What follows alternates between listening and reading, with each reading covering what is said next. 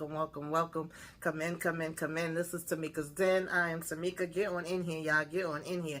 Kick off your shoes and relax your feet. You are now in the Den, and we are now talking Sistas. Season 9, episode 1, baby. We back in the building for the foolishness and the foolery, okay, of Tylerperry Sistas.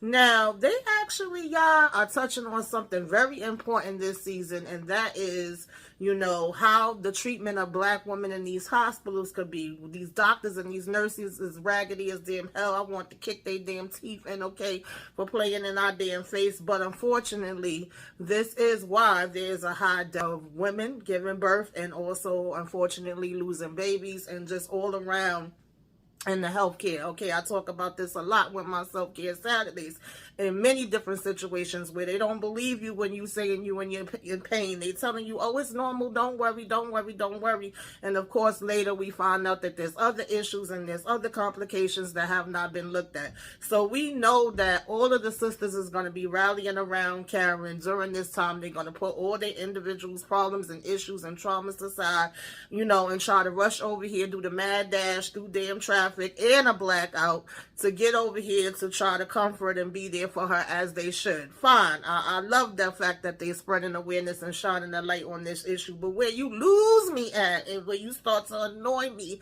all over again is, why is Penelope still here? Why is Rich still here? Why is Tony still here? Why are we having 10-minute longer damn conversations than we need to have with Sabrina and damn Rich and him telling her, well, baby, I was just trying to get under her so I could get over you, because of course she came in and seen that he was already doing the whoop-de-whoop-de-woo with damn Penelope, and Penelope acting like she mad at her. Girl, why? She ain't did a damn thing to you. Like, please make it make sense. If you are not still here to make Gary pay for all the shenanigans that he did to you, you can get the hell up out my face. And then number 2, we got Tony and damn Danny, like, girl, you don't want this man. You ain't going to Alaska. You over here making jokes. Oh, well, Alaska, okay. It's not like you going to cheat on me with a polar bear or Santa Claus or Mrs. Claus or the reindeer. But no, I'm not going over there to see you. You could visit me. I won't be visiting you. And I don't do long distance relationships. Well, then that means that there is no relationship. Like, we could have wrapped them up in season damn 8, to be honest. We did not need to see their faces no more. Okay. And then, we saying Hudson is going to jail and it ain't going to be nothing else with him. And I guess the FBI ain't around no more looking at damn Gary. And is Robin still at the freaking airport? Is Andy ever going to hear his message? Like, inquiring minds want to know, child. But let's go ahead and get into this episode, okay? Break it on down. Take it from the top. You know how we do. True, child. Oh, Lord. So, y'all, I forgot about some of the stuff that happened. I ain't even gonna lie to y'all. But we picked up right where we left off, right? Where Hudson and all of them, we doing the pow, pow, pow. Zach came in for the save. The fact that the cop turned around and was telling Andy, you lucky you got 2 good friends. I said, bitch, 2 weird. Okay, is the other friend in the room? Because I know we ain't talking to raggedy ass Gary. But anyway, it was basically Zach that came in for the save, and they telling everybody to get their hands up, and Andy like, bitch, they got me tied to this shit. I can't put my hands up, right? And so we get to the bottom of it, and we saying that Hudson is going to go down for a long time. We got all this info on him. I don't think he going to be getting no bail or none of that. They going to lock him up, okay, and don't let him out. And so, of course, Andy's still pretty much in shock, and she keep telling Zach thank you over and over and over. And because we got this blackout going on, they was telling Zach that they wanted them to come down to the police station, but Zach was like, come down to the police station for what? Like, no, sir, I'm about to call my damn wife and get the hell up out of here. So he got ahead to get, Andy home, and she telling him thank you over and over and over and over and over and over and over. And he like, of course, no doubt, I absolutely was going to be there for you, and did. So, of course, Fatima's really trying to hold it down with Cameron. She's getting her to the hospital. She's telling her to breathe in, breathe out. She's trying to get people on the phone, but for some reason her phone is not working. They don't know that there's an actual blackout going on. And Lord, I have experienced 2 blackouts. I'm going to say, was it 3? I think no more than 3 in my lifetime, honey. And I don't want to experience it again. It ain't no fun, okay? So she gets her over here to the hospital, and this nurse is raggedy as hell, no type of bedside manner. Oh, well, do you expect me to throw out a bleeding patient and she have to wait and just put her over there and whoop-de-whoop-de-woo? And it's like, miss, I get that y'all are probably understaffed, which happens in a lot of damn hospitals. Ain't nobody fault. It just is what it is, and, something that you have to deal with. And I get that there's a blackout going on, but that also doesn't excuse you and doesn't allow you to, be dismissed and talk to anybody any damn way. Of course, we're not expecting you to throw somebody out that's bleeding, but y'all also, and I know it's a difference of when you trained for it and when it's actually going down, right, are supposed to have backup procedures. You're supposed to have a backup damn generator. You're supposed to have somebody that's in line to take vitals, to assess, to see who is the most, in the emergency, so that we can kind of line up the patients and know who needs to go where, what, why, and how, all right? If y'all ain't check out The Pit, check that out, because I think that's one of the realest medical shows that shows how it actually is in the hospital when you be going up in there. But clearly this lady is being very disgusting, very nasty, very biased, and it was definitely uncalled for. And, Karen and Fatima still kept their cool amongst all of this, and she's telling her to just sit her to the damn side. Now, in between that, we just gonna get Danny and Sabrina out the way, because, bitch, why? These scenes was way too long. We was doing way too much back and forth. Like, okay, Sabrina, you came over here to drop off Rich his little box of damn clothes. It was not that serious, girl. You could have sat that shit outside the door and told him to come get it another damn time, or just threw it out, in my opinion, okay? But nonetheless, I digress. This is the way they wrote it. You come all the way over here. You see damn Penelope riding him. You get mad. You storm out. He go chasing after you, which I don't even understand why he's chasing. And then he's like, oh, I'm sorry you had to see that. At the end of the day, I can't stop thinking about you. As you I love, as you I want to be with. So that's basically why I did it. I was just trying to forget about you and not think about you and get you off of my damn mind. Rich is not sounding the way you think it is, bitch. You're not making it no damn better. You making it worse. But okay, and we repeat this like 100 damn times. And Sabrina just keeps saying like, oh, that's how you get off, over somebody. Then he get mad and he was like, well, you know what? As a matter of fact, I know you don't want to hear this, but you dumped me anyway. You said the relationship was over anyway. So, why did I have to wait? What difference does it make if I slept with somebody right now? And she's like, well, I would think it would take you more than, 48 hours to move on, especially if you claim you cared about me the way that you did. This just proves that I made the right decision. And he continues to say, like, oh, well, I don't really care about her. She just was there. Like, at the end of the day, yeah, I've known her for years. I have a relationship with her brother. But, me and her never really got down like that. And, she was just something to do. And at one point, with him keep repeating that, Penelope come out and pop him in his damn head. Like, really? I'm just something to do. And then she's all in the mix of it and is refusing to leave every time he's like, yo, could you just go back inside? No, I'm not going nowhere. I'm going to stand right here. And Sabrina singing, yeah, she need to get the hell up out of here. And then they both, telling him to shut up at the same time every time he tried to speak.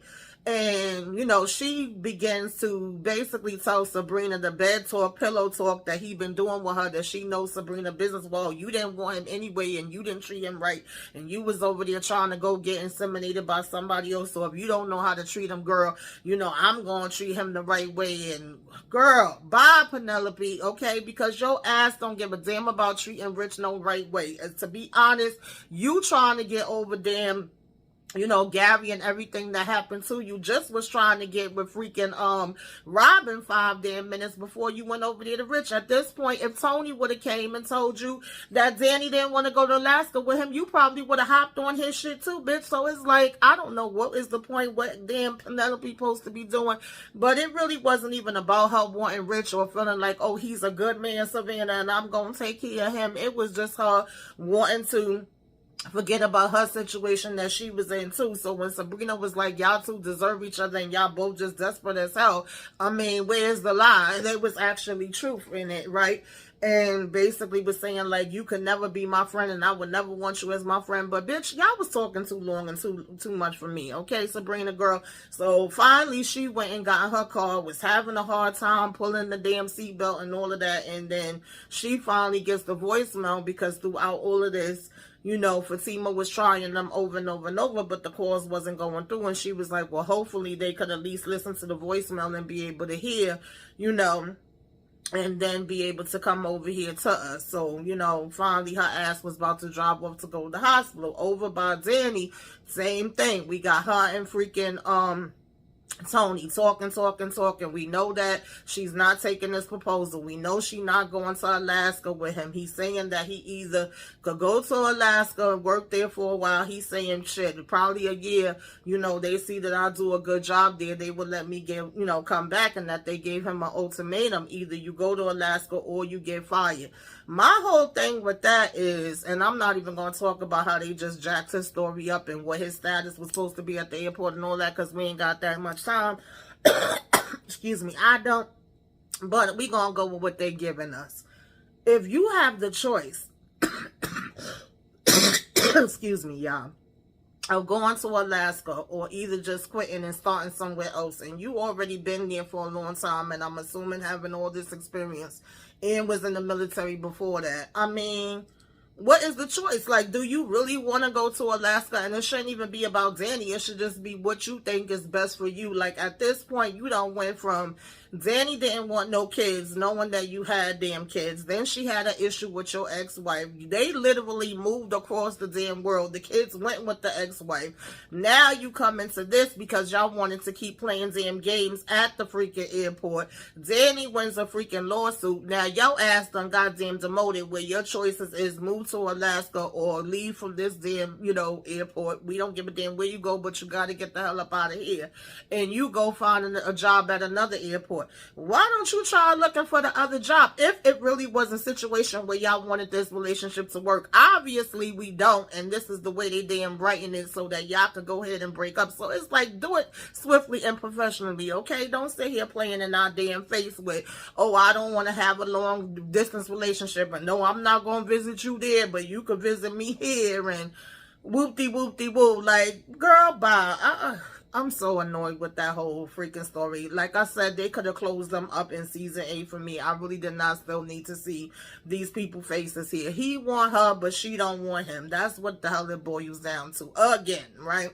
Now, when Angie and Zach got home, she continued, of course, to thank him, and then, you know, was wondering whether Hudson really was going to be able to stay in there. And then she also was like, you know, should I be looking into getting me a damn hammer now? And he like, you know, don't let Fatima rub off on you just because she have one. We keep trying to use the different phones and we not getting through, you know, old try the one in the bedroom, whoop-de-whoop-de-woo.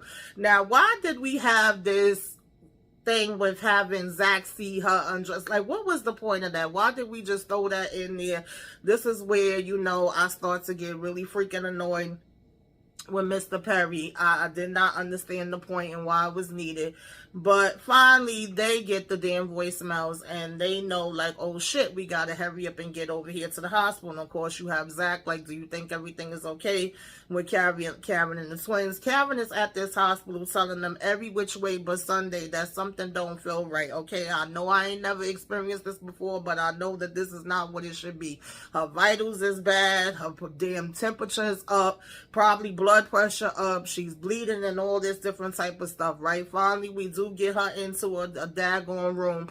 And Fatima's like, from what I've been reading, this shit don't seem right. Like, are y'all sure this is right? And you got the nurse saying it's right. You got, you know, everybody saying that this is the way it's supposed to be going down. When Miss Lisa finally get there, she's like, I don't remember being this way when I was giving birth to, you know, Karen too. Like, something just ain't right in my Keith Sweat voice. We have this doctor come in and him be, oh yeah, I'm sure you are in pain. And oh yeah, you bleeding. Yeah, that's the way it's supposed to be. And him spend 10 minutes on, oh, it's twins with 2 baby daddy. Who gives a damn? Like, look at this freaking lady and pay attention to what she's saying and what the freaking signs are. This was so frustrating to watch, y'all, again. But like I said in the beginning, it is very important. We do need to spread awareness around these things, not only with childbirth, even though that's one of the things that it happens with, but people that have lupus, people that have sickle cell, people that have cancer, just in general. Unfortunately, for me working in the health field, and for me being sick myself, and for me having a sister who was sick her whole life, like I said, I have talked about that subject many a times, with my self-care Saturdays, and try to spread a light in my own way.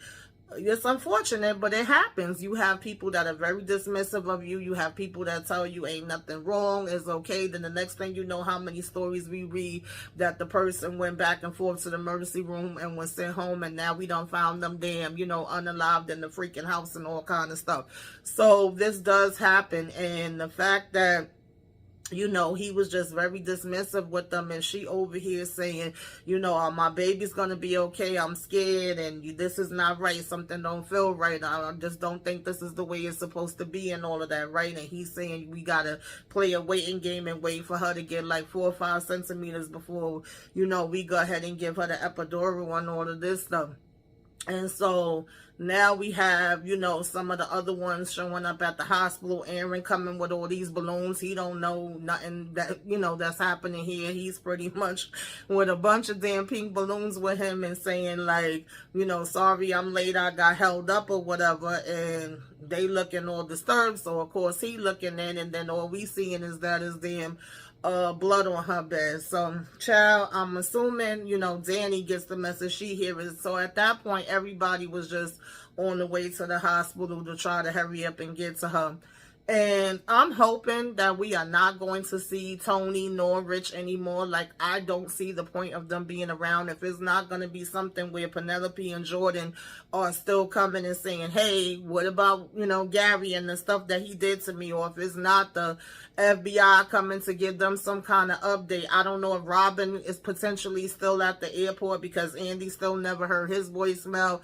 Did he get stopped from being able to leave since this whole blackout thing is going on? Like, outside of that, I don't see the point in us seeing these characters no more. And as far as Karen, I'm assuming from what I saw with the next preview, we should have Dr. Vaughn stepping in, who's going to be a better doctor than this Dr. Cruz, more, interested in what's going on, paying more attention, and is going to potentially see some signs that something is wrong. But because of all this time that we done damn wasted, it's probably not going to be where they could really help her. Or, maybe the way that they can help her is going to be different than what it could have initially been if she would have got that help quick, fast, and in a hurry. We'll see how that play out, and it's definitely going to have to be about, all the girls being there to give support. We probably going to have to end up having a big-ass lawsuit against this hospital by the time this is done. Karen's name is on the hospital, but then how is she going to handle potentially losing one of the babies? Definitely going to be going through depression, going to be going postpartum from having the baby. Will she even be able to pay attention to the one baby that she do have if she's busy grieving over the one that she lost? It's going to be a hot ass mess. It's going to be a lot, y'all.